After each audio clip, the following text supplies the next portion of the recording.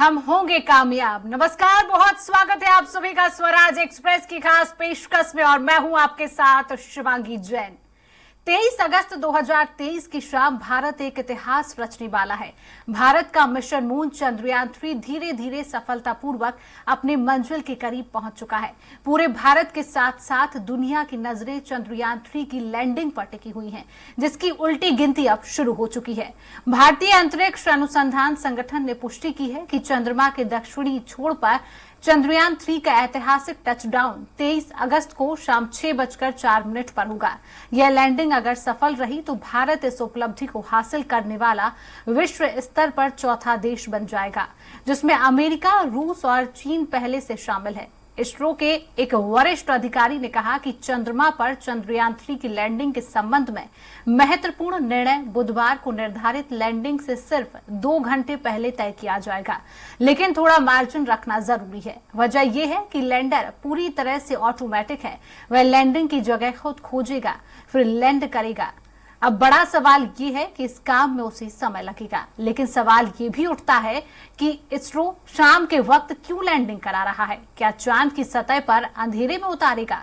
असल में वजह ये भी है कि धरती पर लैंडिंग का समय शाम का है, जबकि चांद पर विक्रम लैंडर जिस समय उतरेगा उस समय वहां सूरज उग रहा होगा। ऐसा इसलिए किया जा रहा है ताकि लैंडर को 14 से 15 दिन सूरज की रोशनी मिले, ताकि वह ढंग से सारे साइंटिफिक एक्सपेरिमेंट्स कर सके। बता दें कि फिलहाल चंद्रयान 3 की हालत एकदम सही है। लैंडिंग की तारीख 23 अगस्त है। चंद्रयान 2 के लैंडर की असफल लैंडिंग के 4 साल बाद यह पहला मौका है जब यह बड़ा प्रयास फिर से किया जा रहा है। लैंडिंग के बाद विक्रम के पेट का दरवाजा खुलेगा। उसके बाद उसके अंदर से प्रज्ञान रोवर बाहर आकर अपने एक्सपेरिमेंट्स पूरे करेगा।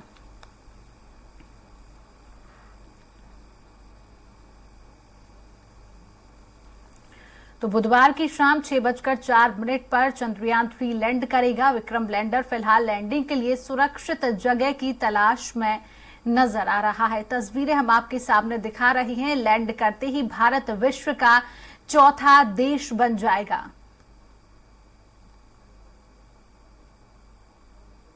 चंद्रयान 3 को लॉन्च किया गया 14 जुलाई को।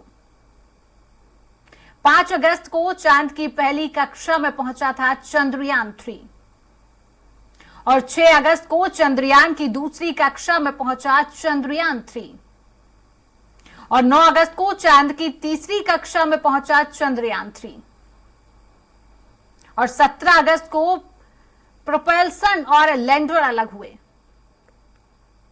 और 23 अगस्त को चांद पर लैंड होगा चंद्रयान 3 और 14 जुलाई को चंद्रयान 3 को लॉन्च किया गया। लगातार टीवी स्क्रीन पर भी हम आप तक पहुंचा रहे हैं। 5 अगस्त को चांद की पहली कक्षा में पहुंचा था चंद्रयान 3। 6 अगस्त को चांद की दूसरी कक्षा में पहुंचा चंद्रयान 3।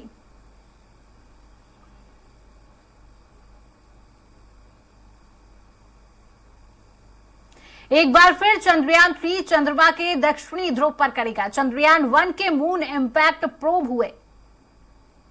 चंद्रमा के दक्षिणी ध्रुव पर दुर्घटनाग्रस्त हो गया था चंद्रयान 1। चंद्रयान 2 के विक्रम लैंडर प्रज्ञान रोवर को उतारना था और लैंडर से सॉफ्ट लैंडिंग के आखिरी मिनट में सिग्नल बंद हो गया। एक बार फिर चंद्रयान 3 चंद्रमा के दक्षिणी ध्रुव पर लैंड करेगा। चंद्रयान 1 के मून इंपैक्ट प्रोब हैं। ये मून मिशन से जुड़ी हम बातें आप तक पहुंचा रहे हैं, जहां पर चंद्रमा के दक्षिणी ध्रुव पर दुर्घटनाग्रस्त हो गया था चंद्रयान 1। उसकी टॉप मोशन को हमने बनाने का ताकि लोग कनेक्ट कर पाएं। हमारा साइंस सेंटर यूनिक क्यों होगा? जी जी, नहीं तो कोई भी ड्राइंग प्रिंट कर सकता है ना। और इसके अंदर पूरा एक्चुअल मॉडल हमने स्केल डाउन बनाया है। थैंक्स टू इसरो को ये जो हमें बहुत बड़ा भाग है जो एक्चुअल नीचे का हिस्सा जो है नहीं, वो तो सिर्फ हमें डिस्प्ले का तरीका चाहिए। ऊपर का हिस्सा जो उससे वो मैच कर रहा है अंदर, लेकिन चंद्रयान 3 का मॉडल है स्केल डाउन। ये लैंडर है जो उतरने वाला है परसों के दिन चांद की सतह पर, और ये प्रोपल्सन मॉडल पे आ गया। 2 दिन पहले तक हमने ये स्पेशल ग्राफिक्स तैयार किया था कि लॉन्च होने से पहुंचे तक की कहानी बता रहे थे हम। कल से मैंने पूरा एडिट करके इसरो, थैंक्स टू इसरो की टीम का जो हमारा वीडियो था, कार्ड की हमने वो बनाया जो आम पब्लिक को कनेक्ट करे।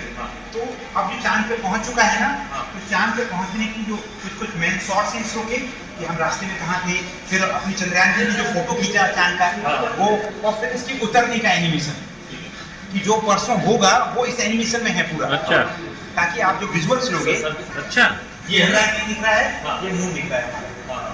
तो ये मून का शॉट जब चंद्रमा की कक्षा से लिया है। इसके बाद क्या बात वो बात हमारे पीछे नहीं रहना चाहिए, इसमें ये आपको ये अच्छा सर एक्सप्लेनेशन है ना, ये पूरा एक्सप्लेनेशन है। और ये ऐसा कि आम पब्लिक खड़ी भी रहेगी ना, उसको पढ़ने की जरूरत नहीं, कुछ तो कनेक्ट करेगा। जी, हम एक्सप्लेन भी करते हैं, हमारी टीम भी लगी है।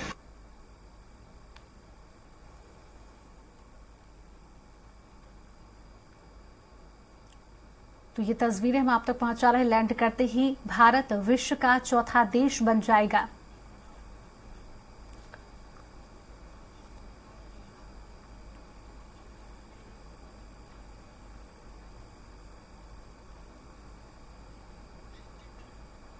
तो आज इसी विषय पर हम चर्चा करेंगे। हमारे संवाददाता साइंस सेंटर से दुर्गेश गुप्ता हमारे साथ लाइव जुड़ चुके हैं।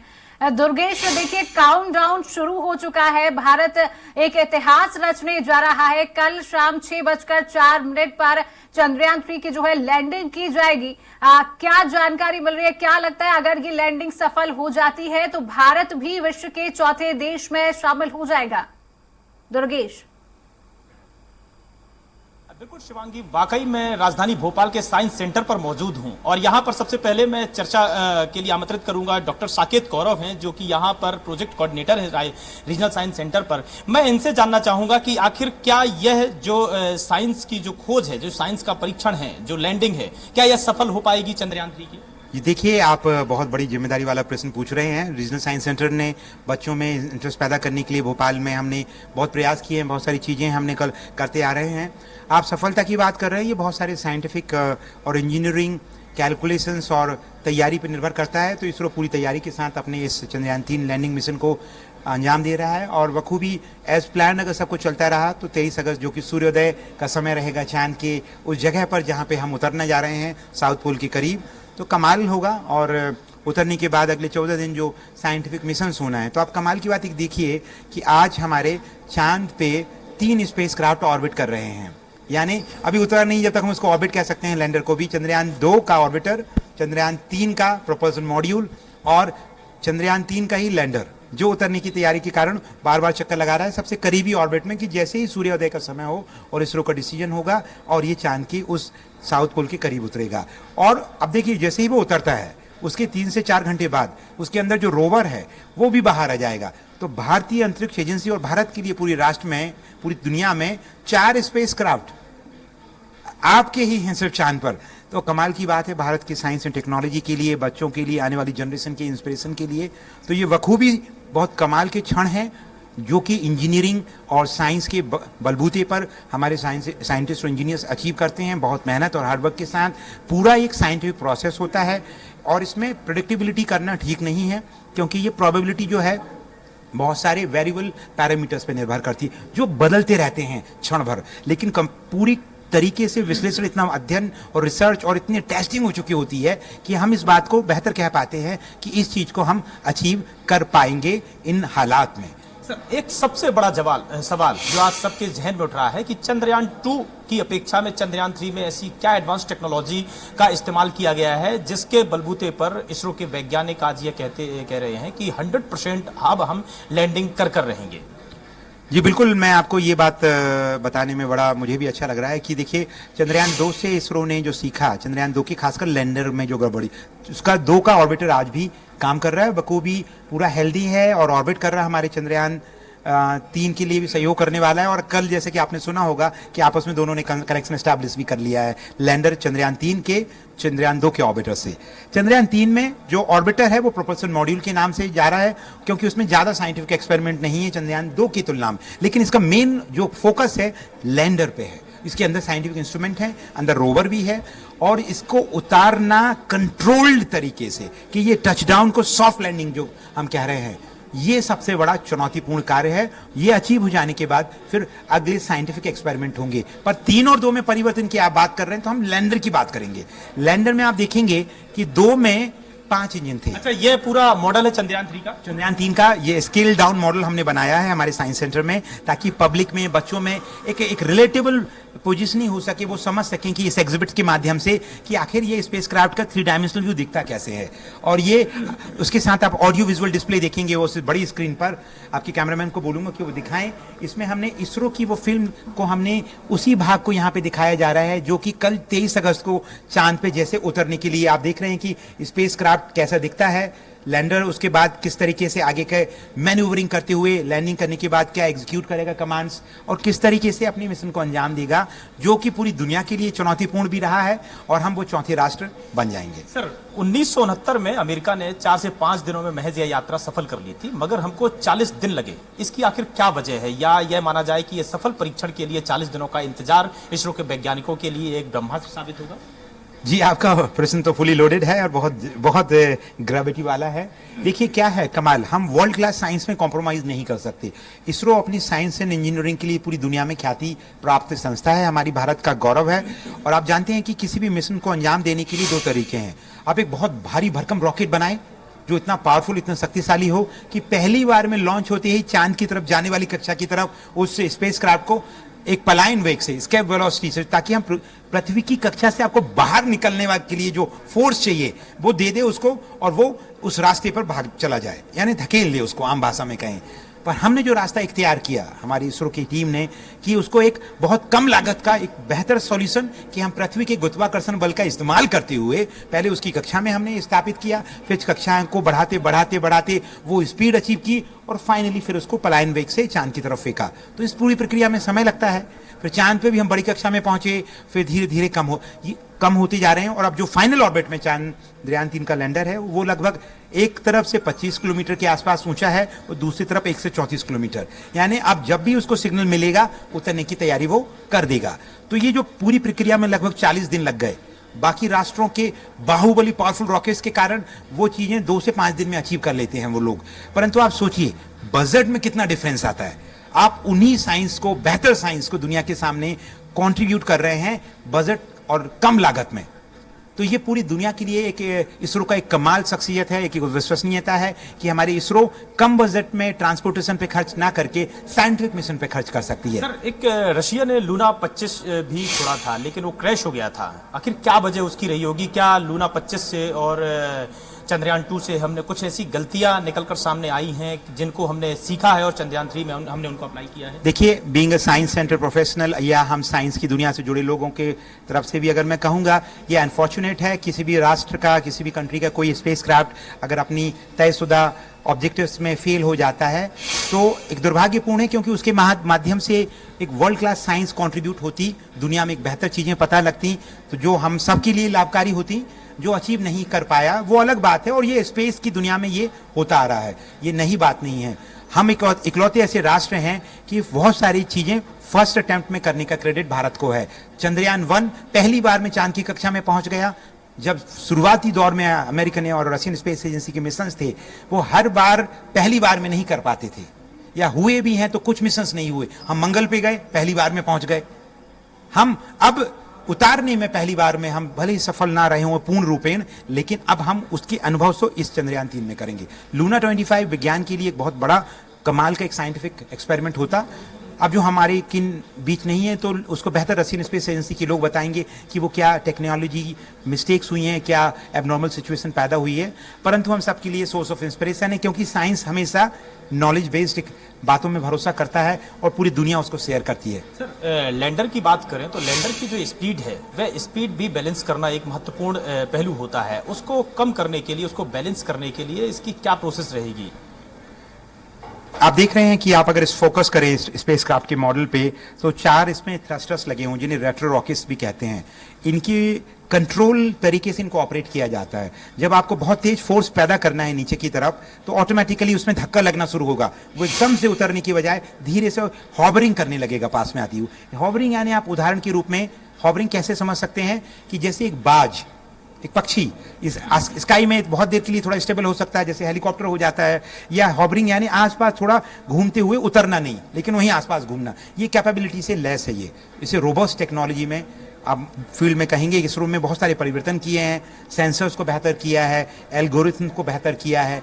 तो ये जो टेक्नोलॉजिकल चेंजेस हैं, ये हमें उस सॉफ्ट लैंडिंग टेक्नोलॉजी को डिमॉन्स्ट्रेशन के लिए तैयार करते हैं, और काफ़ी महत्वपूर्ण होगा हम इस सक्सेसफुल उतरने के बाद हमारे रोवर को उतार पाके, और रोवर को हम 14 दिन चला लेते हैं, तो ये बड़ा वैज्ञानिक एक उत्सव होगा पूरी दुनिया के लिए कि भारत की तरफ जो नज़र लगा के सब देख रहे हैं कि टकटकी लगा के इन पॉजिटिव सेंस कि हमें कुछ सीखने मिलेगा। क्योंकि चंद्रयान 1 के जाते से ही पानी की खोज की बात पूरी दुनिया में उठ गई थी, क्योंकि वो भारत के चंद्रयान 1 का कंट्रीब्यूशन था। फिर चंद्रयान 2 ने भी वर्ल्ड क्लास कंट्रीब्यूट किया, अब 3 से पूरी दुनिया को आशाएं। चंद्रयान 3 पर अगर बात करें तो पूरे देश की ही नज़र अब चांद पर है। हम भोपाल रीजनल साइंस सेंटर की बात करें तो चूंकि आपके यहाँ पर भी बहुत सारे ऐसे छात्र आ रहे होंगे, बहुत सारे स्टूडेंट्स आ रहे हों, क्या कुछ माहौल देखा जा रहा है? जबरदस्त माहौल देखा दिया जा रहा है। इवन ये इनफैक्ट हमने 14 जुलाई से ये पूरे एग्जिबिट के रूप में ये चीज़ें रखी हैं ताकि लोग इनसे इंटरेक्ट करें, और लगातार 14 जुलाई से 23 अगस्त तक हमारी पूरी टीम मिलके, यानी नोबडी इज वेरी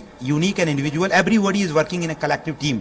सो हमारी जो टीम है, हम सब मिलके फोर फ्रंट और बैकग्राउंड में मिलके ऐसे प्रोग्राम्स करते आ रहे हैं कि ये जो माहौल है, ये ऊर्जा है, ये उत्साह है, ये बढ़े लोगों के बीच में, और सहजता और सरलता से ये पेचीदगी से लगने वाले अंतरिक्ष के विषय उनके लिए प्रेरणा का कारण बन जाएं। तो आप देखिए आज की सुबह के हमारे जो एक व्याख्यान था, डॉक्टर अनिल भारद्वाज जो कि जानी मानी हस्ती अंतरिक्ष दुनिया में, फिजिकल रिसर्च लैबोरेटरी अहमदाबाद जिसके डायरेक्टर हैं, वो जो कि हमारे भारत के अंतरिक्ष जनक कहे जाने वाले डॉक्टर विक्रम साराभाई ने ही स्थापित की थी, जिससे इसरो बाद में इसरो का जन्म हुआ।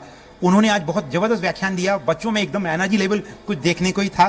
फिर आप सब देख रहे होंगे कि लोग आ रहे हैं, हमारे जो गाइडेड टूर हो रहे हैं चंद्रयान को लेके 14 जुलाई से लगातार लोगों को हमारी टीम बता रही है, वो लोग पूछ रहे हैं, तो एक माहौल बन रहा है। और कल लैंडिंग के दिन हमने ऑडिटोरियम में बड़े प्रोग्राम रखे हैं ताकि लोगों को हम ये दिखाने वाले हैं चंद्रयान के इस मिशन के माध्यम से कि हम कहाँ उतरने वाले हैं, वो जगह का चुनाव कैसे हुआ और क्यों ये वैज्ञानिक और इंजीनियरिंग रूप से महत्वपूर्ण है। और कल वो लाइव क्षणों के पल के साक्षी भी बनेगी ऑडियंस आप सबके सहयोग से। तो स्पष्ट तौर से शिवांगी, मैं रीजनल साइंस सेंटर के उस मॉडल की बात करने जा रहा हूं। ये मॉडल देखेंगे, हमारे दर्शक देखेंगे कि यह वो मॉडल है जो चंद्रयान 3 का मॉडल है। एज इट इज ये ऐसा ही मॉडल चंद्रयान 3 के लिए रवाना हुआ है जो कि वहां पर लैंडिंग करेगा। यहाँ पर तमाम ऑडियंस भी यहाँ पर पहुंच रहे हैं। तमाम, अगर हम उन बच्चों से बात करें जो बीटेक के छात्र हैं, जो काफी एक्साइटेड हैं चंद्रयान 3 के लिए, सर किस तरीके से आप देखते हैं आप यहाँ?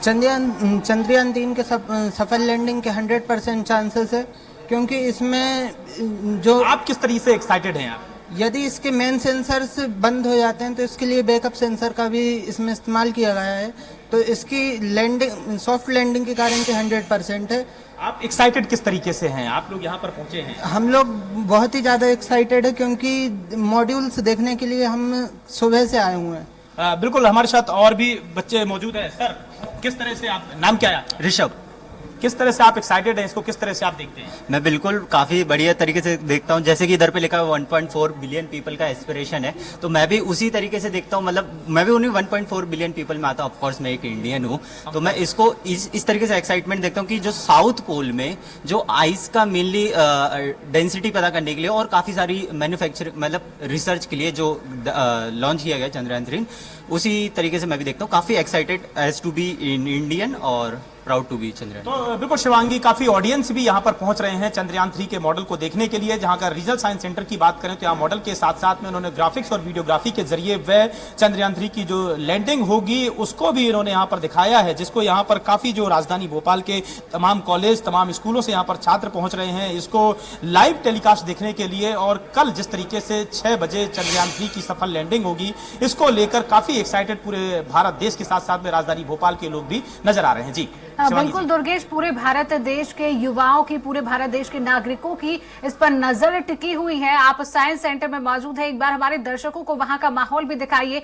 कई युवा वहां पर पहुंच रहे हैं, कई छात्र छात्राएं वहां पर पहुंच रहे हैं, सब में एक अलग ही तरीके की एक्साइटमेंट है। अभी एक छात्र से आपने बात की, उसने बोला being Indian, being proud movement of Indian, तो उनसे भी बात कीजिए किस तरीके की माहौल वहां पर देखा जा रहा है। सब नागरिकों के लिए, भारत देश के लिए एक इतिहास रचने जा रहा है। 23 अगस्त एक इतिहास रचने जा रहा है भारत। दुर्गेश।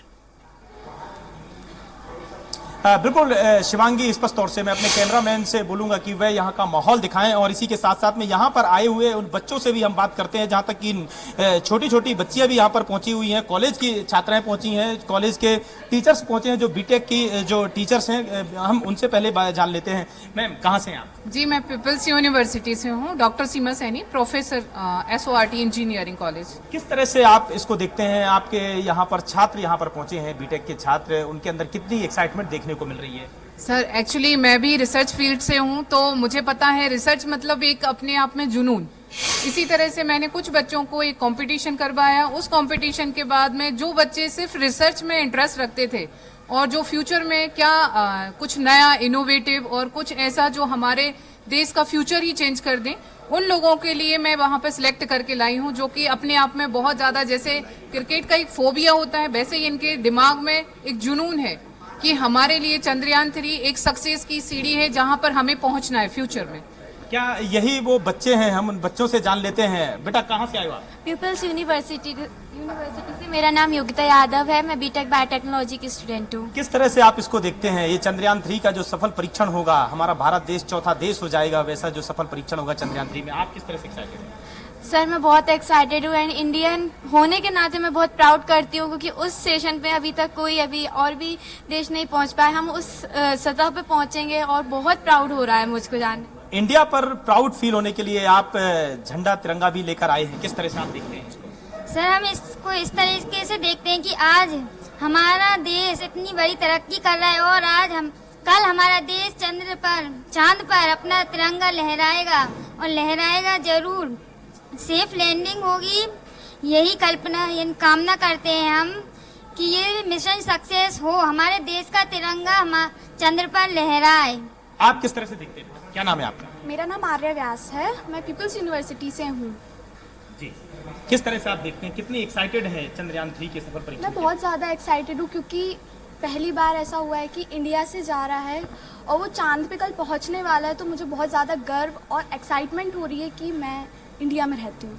बिल्कुल शिवांगी जी, यह यहाँ पर आए हुए ऑडियंस हैं, जो कि यहाँ पर एक दिन पहले से ही आकर देख रहे हैं, रीजनल साइंस सेंटर पर पहुँच रहे हैं, और इसी के साथ साथ में तमाम जो बच्चे हैं, तमाम जो फैकल्टी हैं, रिसर्च की जो फैकल्टी हैं, रिसर्च के जो छात्र हैं, यहाँ पर पहुँच रहे हैं और चंद्रयान 3 के लिए काफी एक्साइटेड। बिल्कुल दुर्गेश, कहीं ना कहीं पूरा भारत देश आज गौरवान्वित महसूस कर रहा है। सभी बच्चों में, सभी नागरिकों में भारत के एक एक्साइटमेंट नजर आ रही है। 23 अगस्त 2023 की शाम भारत एक इतिहास रचने जा रहा है, लेकिन देखने वाली बात होगी कि ये चंद्रयान 3 की लैंडिंग सफल होती है। तमाम जानकारी, तमाम तस्वीरें हम तक पहुंचाने के लिए दुर्गेश आपका बहुत बहुत शुक्रिया। तो इसी के साथ आज की खास पेशकश में इतना ही। देखते रहिए स्वराज एक्सप्रेस। नमस्कार।